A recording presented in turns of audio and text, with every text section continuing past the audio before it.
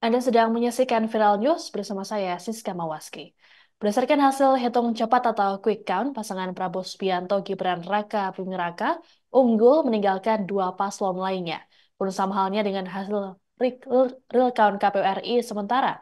Hingga pukul 8 malam, Prabowo Gibran memperoleh 56,51%. Sedangkan Anies Baswedan Muhaimin Iskandar 25,54%. Dan Ganjar Pranowo Mahfud MD mencapai 17,95%. Perolehan suara yang cukup jauh antara Prabowo Gibran dengan Ganjar Mahfud membuat arah politik PDIP menjadi sorotan. Sebagaimana diketahui, PDIP saat ini menjadi partai berkuasa. Selain di parlemen, Presiden usungan PDIP yakni Joko Widodo juga berhasil menang kembali dalam Pilpres 2019. Sedangkan pada Pilpres 2024, PDIP mengusung Ganjar Mahfud, sedangkan Jokowi tampaknya condong mendukung sang anak Gibran Raka Buming Raka yang jadi cawapres Prabowo Subianto.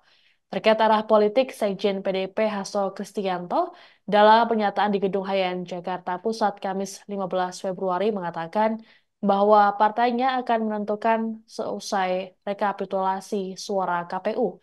Penghitungan suara KPU akan dijadikan sebagai basis pengambilan keputusan terkait penetapan pasangan calon terpilih. Hasto lantas menyinggung pengalaman PDIP yang berada di luar pemerintahan saat masa kepemimpinan Presiden Susilo Bambang Yudhoyono atau SBY pada 2004 dan 2009. Sementara itu, sebelumnya pada kesempatan yang berbeda, Hasto dalam wawancara pada Rabu 14 Februari menyatakan bahwa PDIP siap berjuang sebagai oposisi di luar pemerintahan. Hal ini sebagai upaya untuk menjalankan tugas check and balance.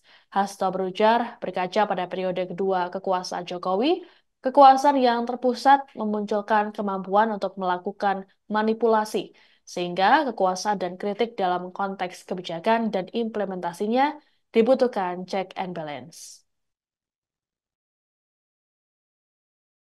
Apakah akan menjadi oposisi PDI Perjuangan? Jadi di dalam konstitusi kita bukan sistem parlementer, tidak ada istilah oposisi. Dari pengalaman PDI Perjuangan 2004-2009, posisi saat itu 2004-2009 adalah berada di luar pemerintah. Ini adalah sistem pemerintahan yang kita bangun. Di luar pemerintah artinya ketika ada kebijakan-kebijakan yang pro rakyat, membangun kemampuan bangsa ini secara agregat, secara kolektif untuk kemajuan didukung. Tetapi ketika ada yang berbeda, misalnya impor beras yang merugikan kepentingan petani, nah di situ menyampaikan suatu sikapnya. Nah terhadap sikap-sikap politik itu tentu saja belum tahapannya ke sana, karena tahapan saat ini adalah mencermati seluruh proses rekapitulasi penghitungan suara dari KPU yang nantinya akan dijadikan sebagai basis pengambilan keputusan terkait dengan penetapan pasangan calon terpilih. Download Tribun X sekarang, menghadirkan lokal menjadi Indonesia.